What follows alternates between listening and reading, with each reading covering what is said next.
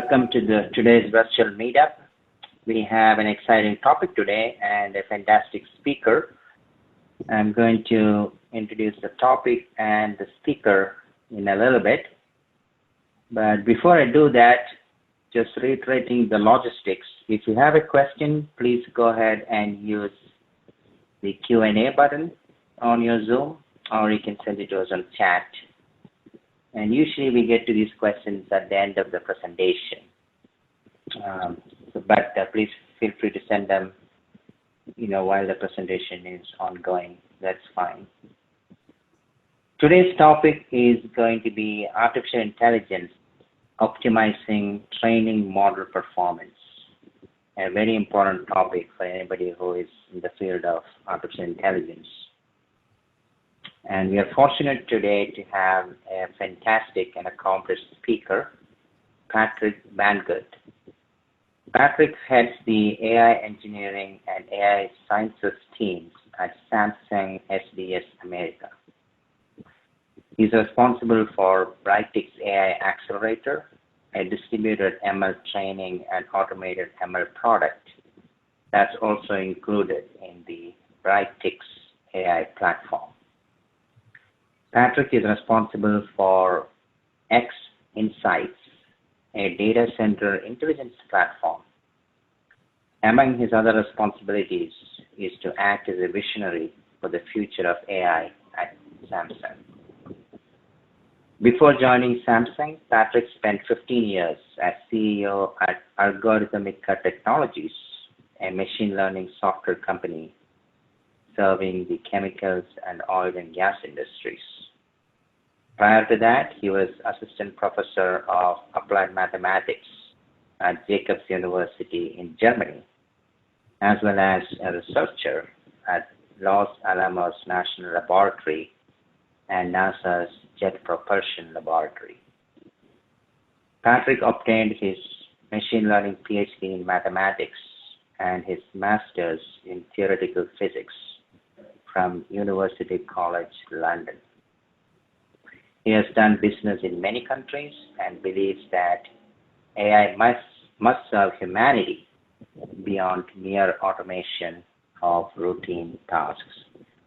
So I was not joking when I said that Patrick is very accomplished, and we are fortunate that he has chosen to take the time to share his knowledge and experience with us today.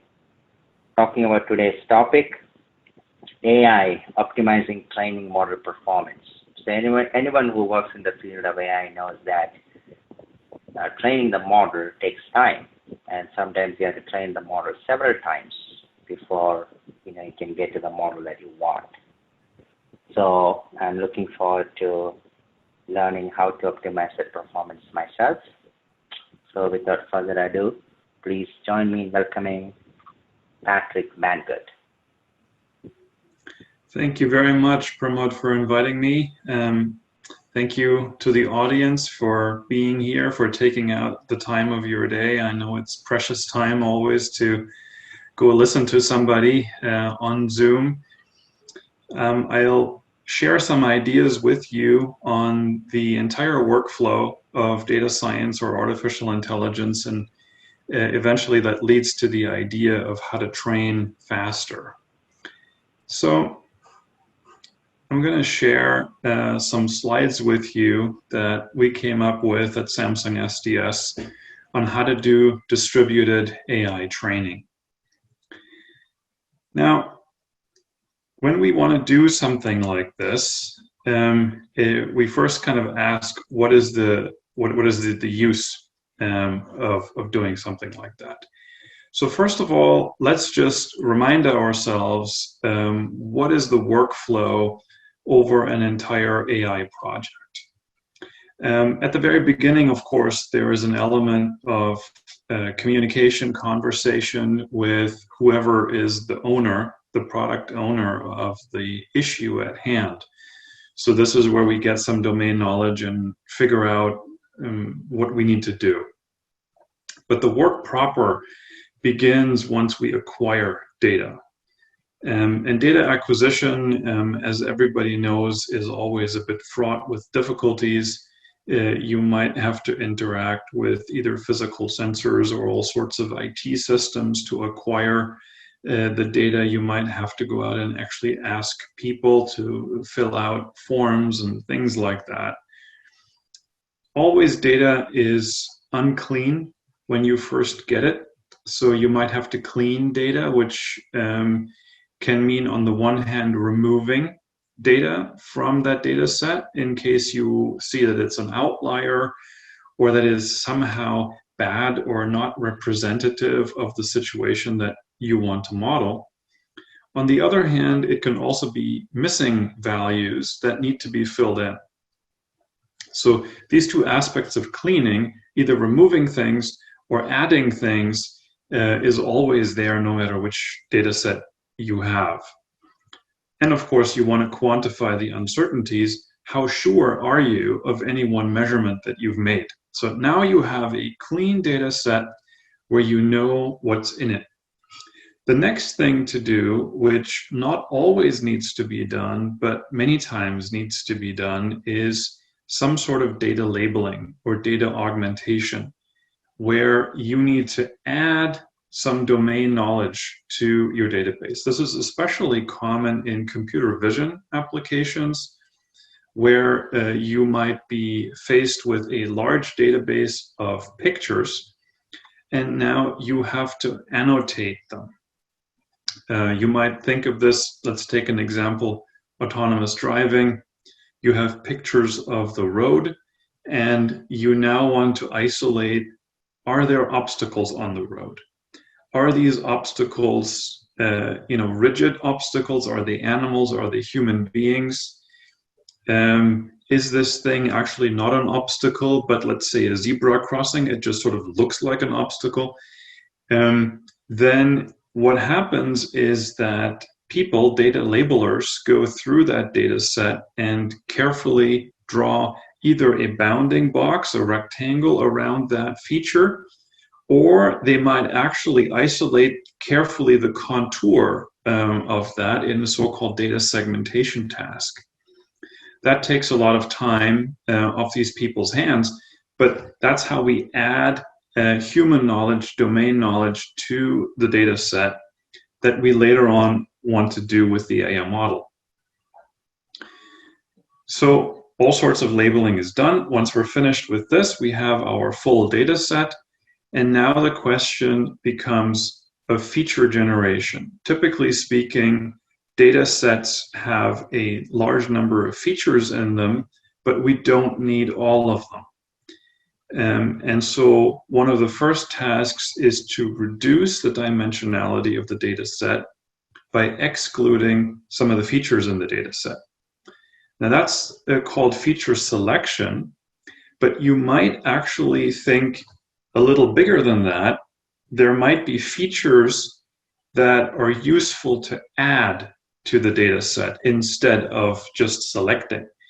So that's known as feature engineering or feature generation, where you actually create new columns, for example, in your database.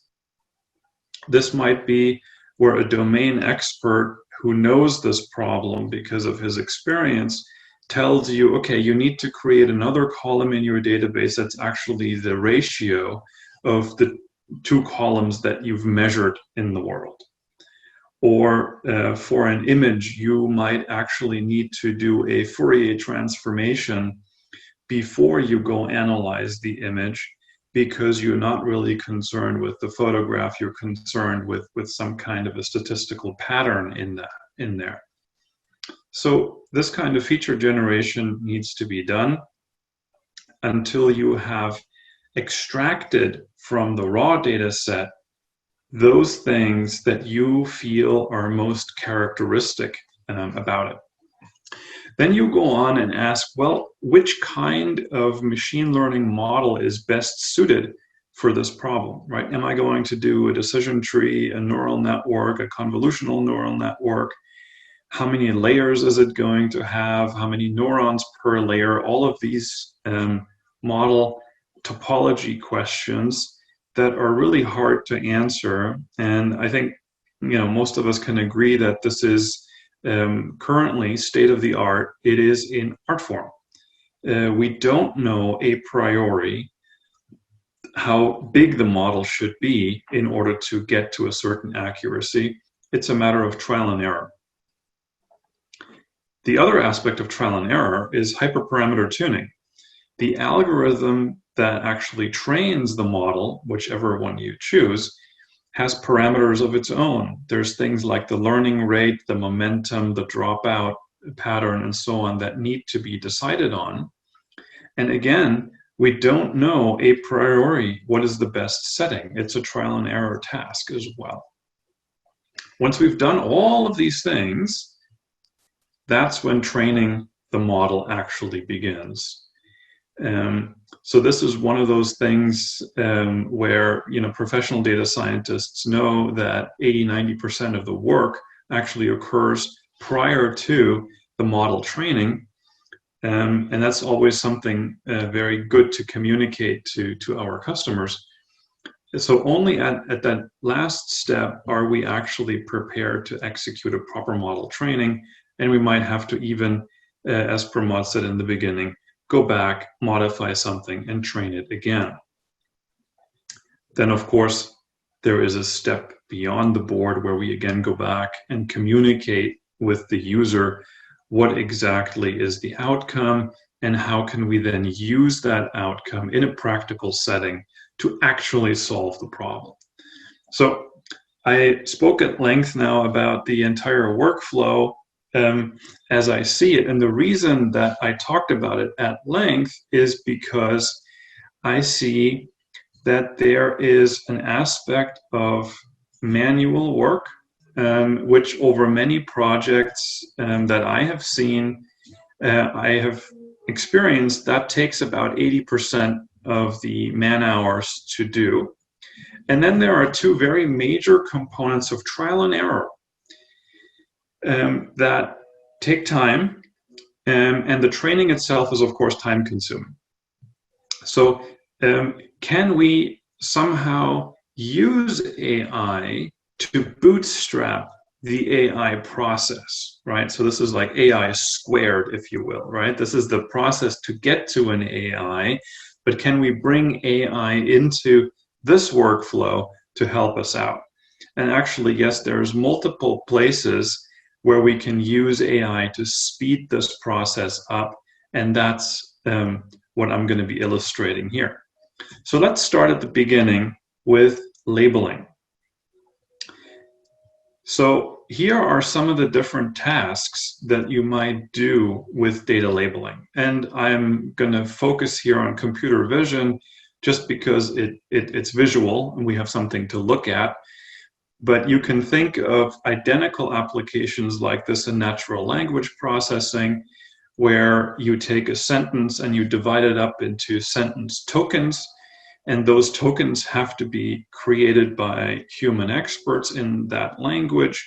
You can take it as a time series example where you focus on different segments of that time series that are indicative of some process. So let's just, in this case, look at computer vision. So we've got these applications that have us, first of all, localize where is the feature we're interested in this case, sheep.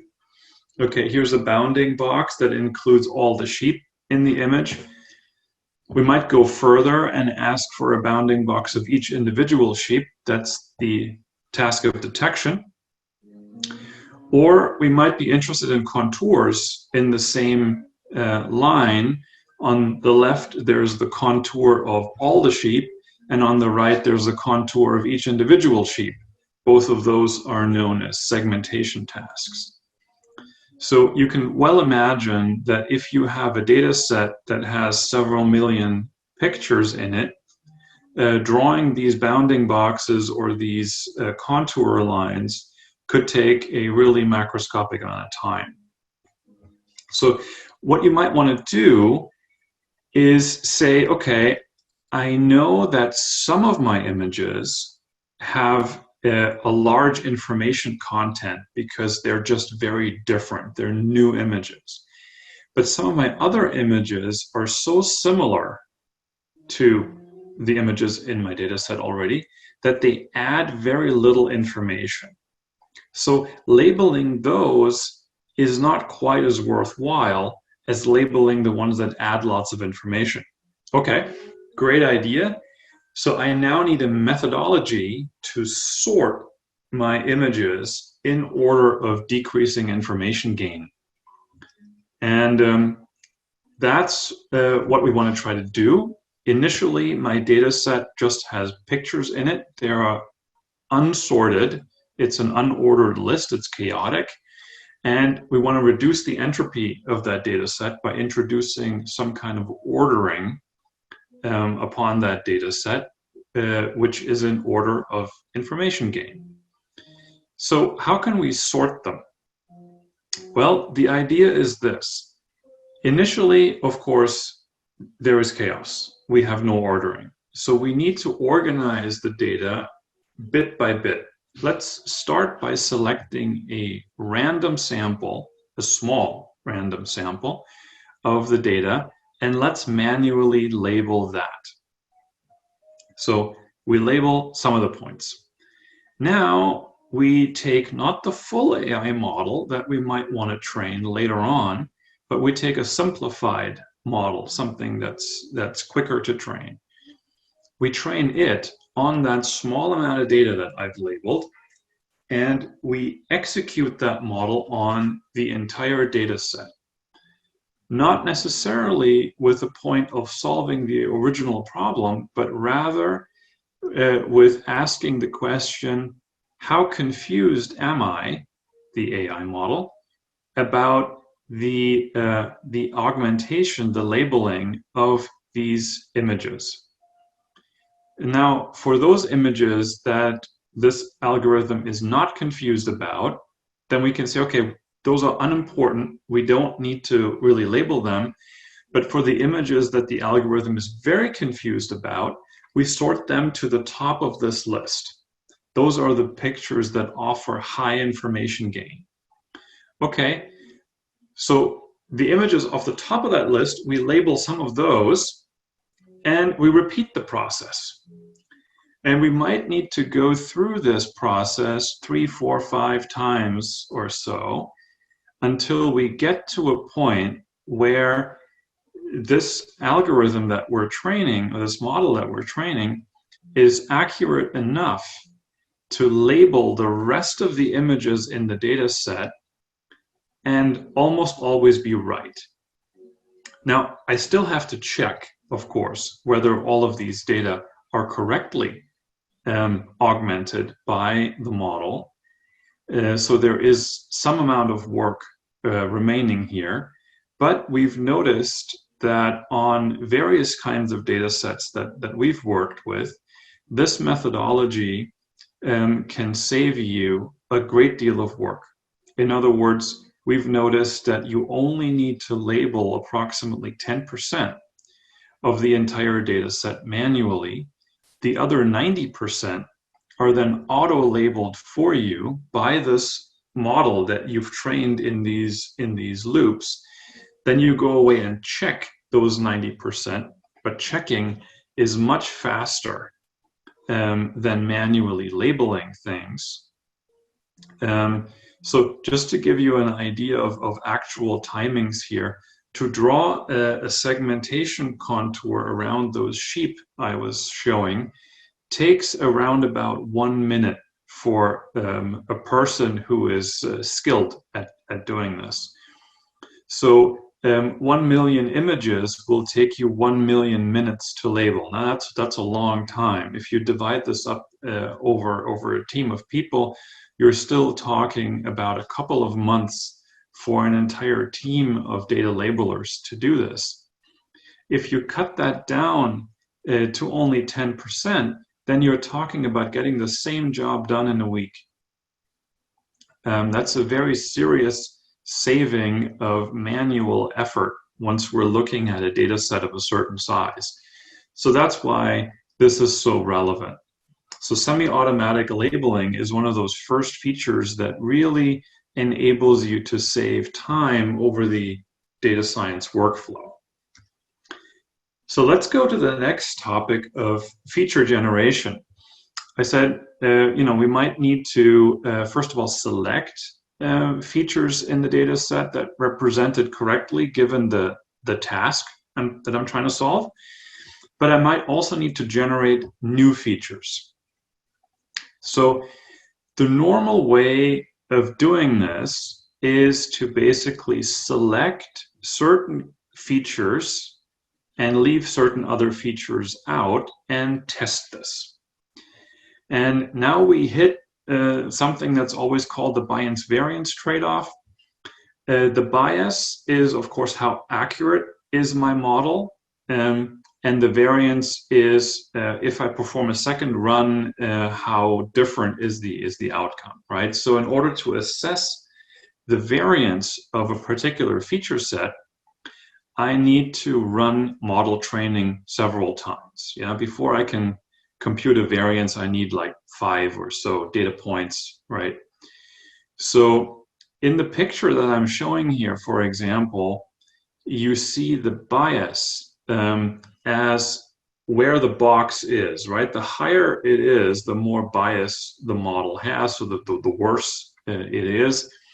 And the size of the box is the variance.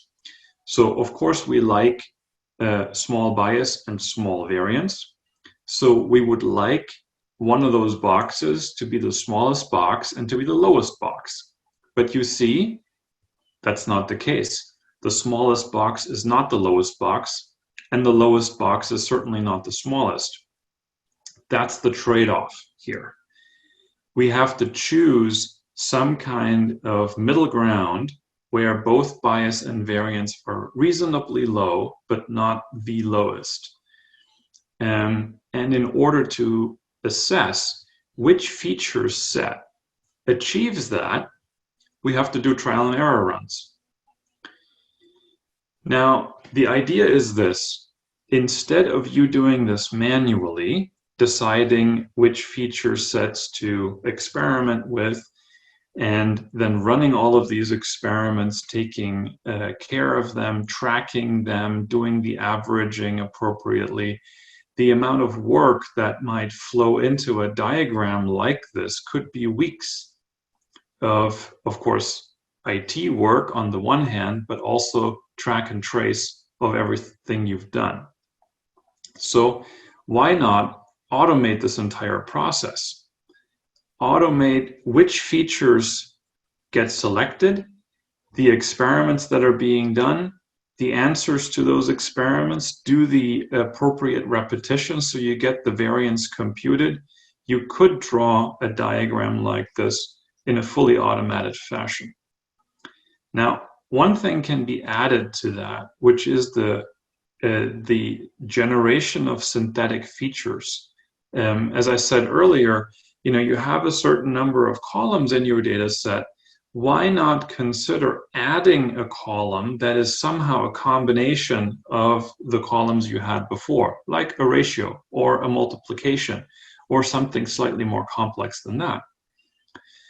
If you automate this process, you can automate that as well. You can generate new features and then do the selection upon them. And you find in the end, again, we tried this out over many data sets, that your model performance at the end improves. Let's talk next about the topic of model selection and hyperparameter tuning. Now, this is the point where your data set is completely curated. You've chosen your features. Now you ask yourself, which model am I going to use? Now, I think this is a beautiful looking diagram, but the list is by no means complete. This is just a list of neural networks. Now you have to think, you could do this with convolutional neural networks, you could do recurrent neural networks, you could do LSTMs, you could do transformers, you could do decision trees, Bayesian networks, what have you. For your particular problem, which model is right? Even if you pick the neural network, how many layers are you going to have, how many neurons in each one of those layers, and so on and so on. This again is a trial and error task. And typically speaking, you would pick a few options, generally very few, 2, 5, maybe at most, and try them out. Furthermore, the algorithm that does the training has parameters like learning rate, momentum, the size of the mini batch that you train every time before you load new data, the number of epochs you train over, and the amount of dropout that you use to train your neural network. Now, you have to tune them, right? A too slow learning rate is just going to cost you time. A too fast learning rate is going to cost you accuracy. So there's a middle ground here, but you don't know what that middle ground is before you don't discover it. So you need to trial and error combinations of these parameters, and that means you again need to train multiple times. So both the model selection and the hyperparameter tuning generate multiple training runs that need to be made. And of course, you can only do that if training is fast. So the feature generation, as well as these two model-based approaches, need fast training. In order to search for the right hyperparameters, though, you also need to search intelligently. So one of the things that people often do is they perform a grid search. So I'll just go back one slide. You recall there are multiple hyperparameters you need to tune. Like let's just take learning rate and momentum for now. And let's say what you do is you graph them up on two axes. So this is the learning rate on the horizontal axis and the momentum on the vertical axis. And you'd now come up with a design of experiment and say, okay, I'm going to need to test these points on a grid, like the grid that I'm displaying here on the left-hand side. I'm going to test all these 9 possibilities, and I'm going to pick the best one. Well, that will lead you, in this particular example, to a fairly substandard result. What you should have done instead is rather do a couple of randomly placed experiments, and on the basis of those, learn where you should perform the next experiment. And there are AI models out there that perform this quite intelligently for you, that do the search right, and in that way, they actually end up at the optimal point, which is shown on the right-hand side of the diagram, because some of those parameters are going to be more important, there is more structure in them than other parameters. And again, you won't know a priori which they are for your particular data set and model.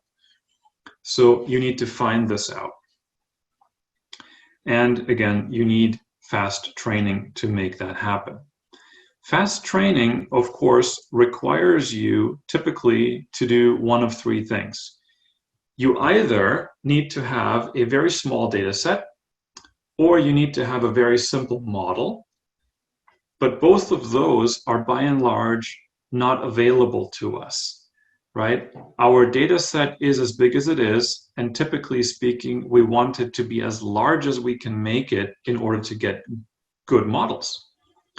Now, simple models are typically also not very useful in real-life training tasks. That's why you see especially natural language models exploding in the number of parameters that they have. So there's really only option 3, which is to use multiple computers to train your model. Unless, of course, you want the default option 4, simply wait for a long time, which seems to be the true default option for most people these days. They just kind of wait for the weeks to elapse, and then they get whatever they get. But there is the third option of using multiple computers to train your model as well. This is known as distributed training. Now, distributed training basically means that you need to set up an IT environment where you have multiple computers, presumably all of them with GPUs on them, that communicate with each other. There's a single model that's being trained over the entire cluster of computers here. And so what is being done is that each one of the nodes calculates the gradient for the next iteration. Then the gradients are pooled and shared. And again, the next gradient is being computed by the entire cluster. And in this way, you can split the training task over many computers. Now, there are multiple tools available. Kubernetes, for example, is a scheduler over a network. Docker containers and Helm charts help you to orchestrate all this. And then you can do all this with virtual machines. You need to orchestrate which are the IP addresses that they can communicate with each other using SSH, for example. All of this stuff is a lot of IT work. It's not necessarily extremely difficult, but it requires a lot of knowledge. It requires experience. You need to do it several times before you become good at it. And typically speaking, a setup like this, including all of those tools I mentioned, might take several weeks for a couple of people.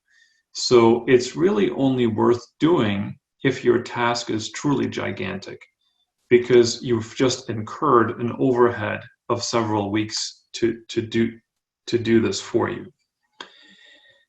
Then, of course, once everything is done, you're not truly finished, because then you need to remove this entire setup so that you can do something else with those computers afterwards. So all this IT, all this DevOps to get all this running, that is really what stands between you and distributed training. Not that distributed training is a really new idea. It's only that there's an obstacle of a large amount of effort, which makes it somewhat inaccessible. So the question is, can we remove all of this and simply be data scientists and not have to worry about all these various IT tools that prevent us from being data scientists who really want to get science done and solve the problem, rather than spend weeks upon weeks of our time solving IT problems? And of course, that's possible. So there are tool sets out there that allow you to simply choose the language that you're going to code in. So for example, TensorFlow, PyTorch, Keras, all those famous frameworks that you have, not to have to worry about the infrastructure at all, because that's packaged up for you, and simply to run your script and see the result. There are tools available like this. There are, in fact, more than one of such tools available.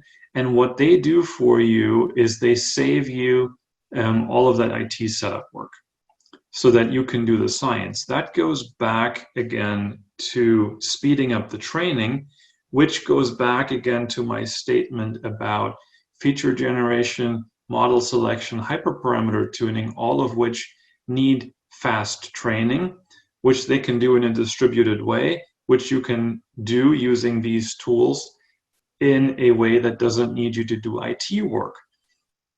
So all of this really rolls up into one bundle that emerges at the end, which means that you can do data science by using artificial intelligence tools to help you out to speed up the entire process, removing this. So I'll give you a practical example of where we encountered this. So BERT is a natural language model. We trained it on the English language, on a very large corpus of English language sentences, where really the task is you're given a sentence and you have to figure out the structure of the language so that the model can output the next sentence. And so the main use case of BERT is really having a conversation, right? You ask it a question, it gives you an answer. And DistiBERT is a slightly smaller version of BERT that is small enough to be used on an edge device being, for example, your smartphone. So if you want to talk to your smartphone and have it give you an answer back, sort of like an assistant fashion, right? You tell your smartphone, call John, or, make an appointment with Sarah or something, and it then books it into your calendar. That's the sort of behavior that you're looking for with a language model, and DistiBERT is meant to be executed actually on that device. So if we want to train this, what benefit do we get by using distributed training, by training it across a network of computers? Well, one of the things we noticed is that if we go from one machine that has 8 GPUs on it to 4 machines that have 8 GPUs each, we get a speed-up factor of 3. If we go to 8 machines, we get a speed-up factor of 6.3. Okay, so you see that there is an overhead to all this, right? You'd expect that if you go from 1 to 4 machines that you get a speed-up factor of 4, but you don't. You get a speed-up factor of 3 because there is a little bit of overhead in exchanging this information. Now, if you think about this for a little while, and you do your orchestration and the setup of your network, what I would like to say correctly, then you get a further speed up of a factor of 2 just because you're exchanging the gradients over the nodes correctly by accumulating them over several mini batches and only then exchanging the gradients so that actually the variance in the gradient computation is relatively low. In other words, you know that you're going in the right direction with your stochastic gradient descent algorithm that runs the entire task. And that means, lo and behold, that by going from 1 machine to 8 machines, you get a speed-up factor of more than 12. Now, this is interesting because it's bigger than 8. Right? If you use 8 times the resources, you actually get more than 8 times the speed improvement. Now, that not only means that you're fast, it means that you're actually consuming less data center hours than you did beforehand. You're actually saving money now, saving resources now, saving electricity, et cetera, et cetera. So it's possible to scale superlinearly to actually save total computation time if you scale across a network of computers, if you do that scaling correctly.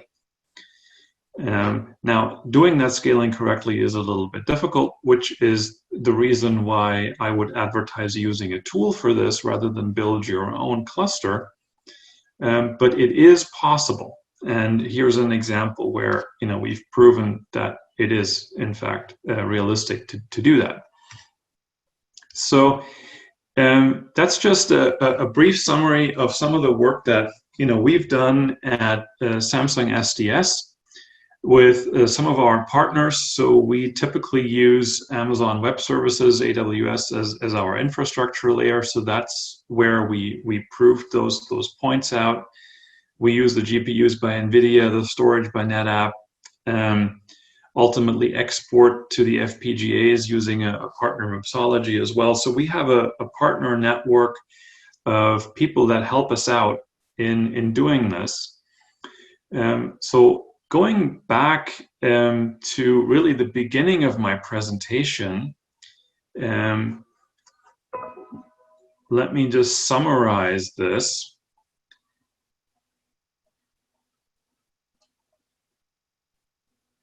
And let me summarize this by saying initially I said there is a lot of manual work in the data labeling.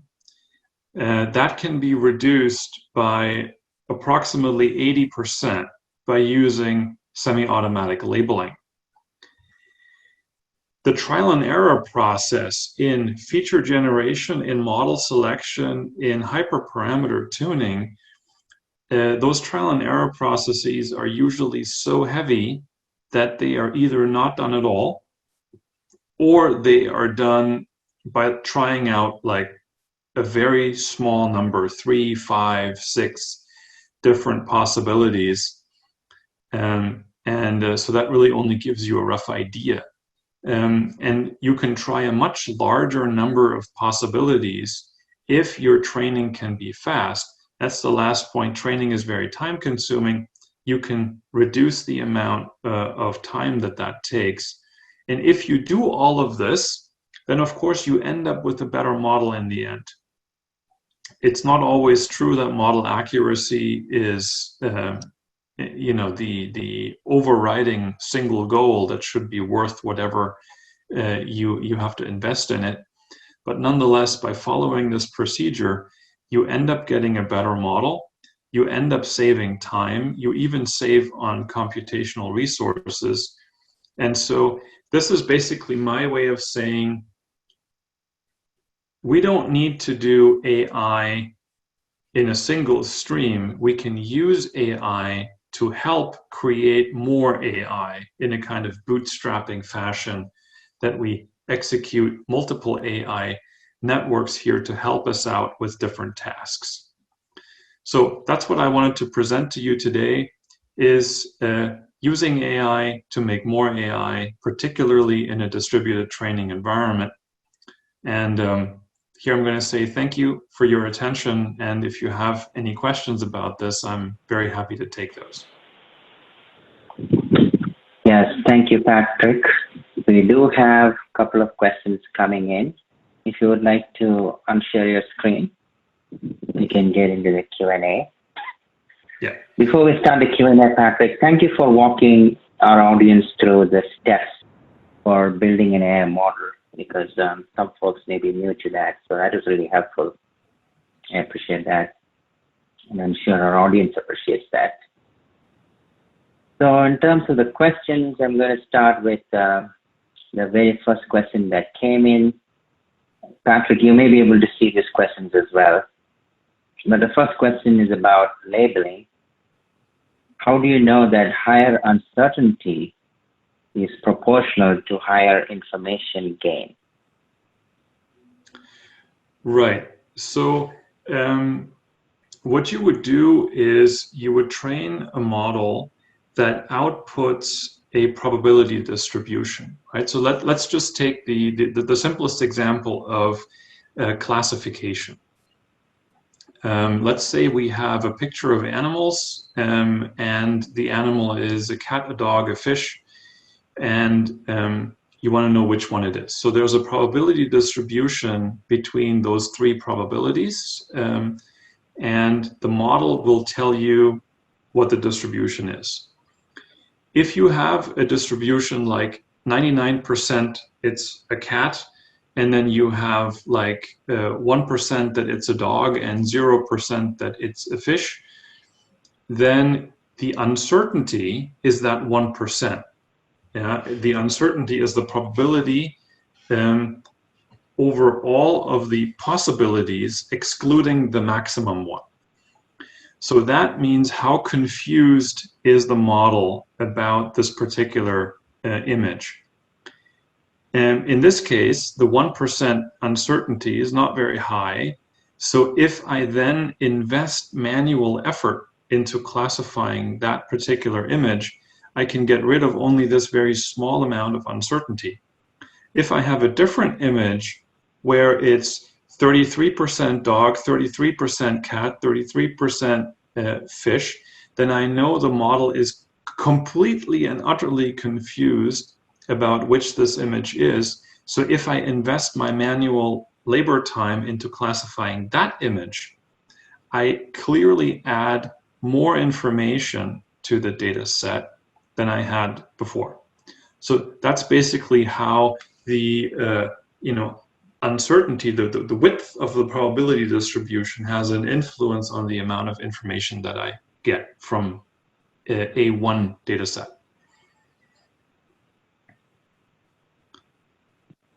Thank you. And again, if you have more questions, please go ahead and use the Q&A button on Zoom. But let's go over to the next question here from Bharat. There are a couple of questions. The first one is with respect to any tools that are available for labeling the data and if they can be used in real time. Right, excellent question. Actually, tools for data labeling, there are a great many. There are several companies, large companies in the world that hire out staff to label your data. The other day I was talking to one, they have 5,000 employees who do nothing but data labeling. So this is a big task on a commercial level. And they use up to 30 different software programs to label things. So if you just Google this, you will be deluged. Real time, I'm not exactly sure what you mean by real time. If you're referring to active learning, then yes, there are a few software tools out there that do execute active learning. In other words, you label images, and as you label more, the training of the model that I was talking about takes place automatically in the background. And eventually the model will say, hey, Patrick, you're done labeling because now I've figured it out. That's active learning. And there are a few programs out there. So our suite of Samsung called the Radix AI Accelerator is an example for that. Amazon Web Services Ground Truth is an example of that, and there are others. All right, great. So the next question is, how frequently do we need to train the models? Do we need to retrain them every time we have new data sets?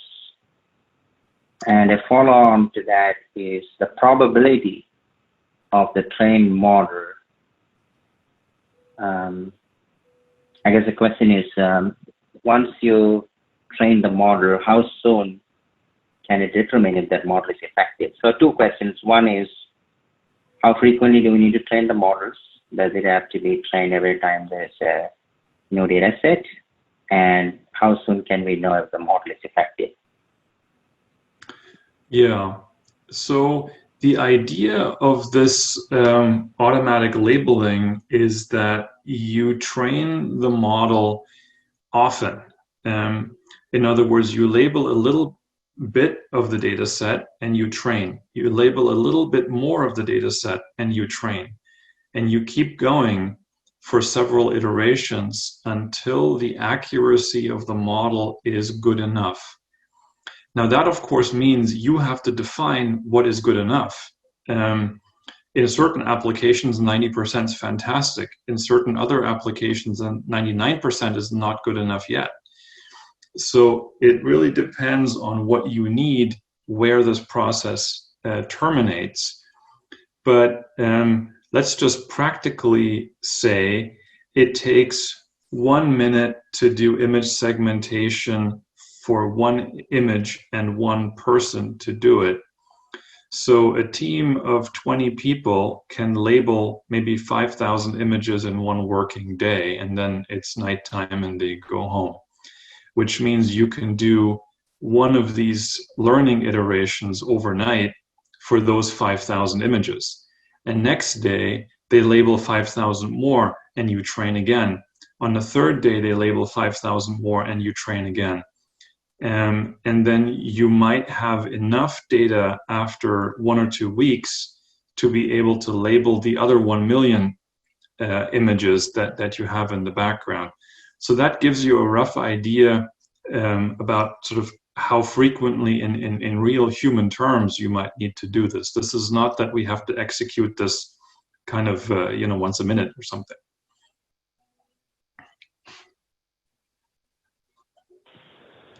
All right.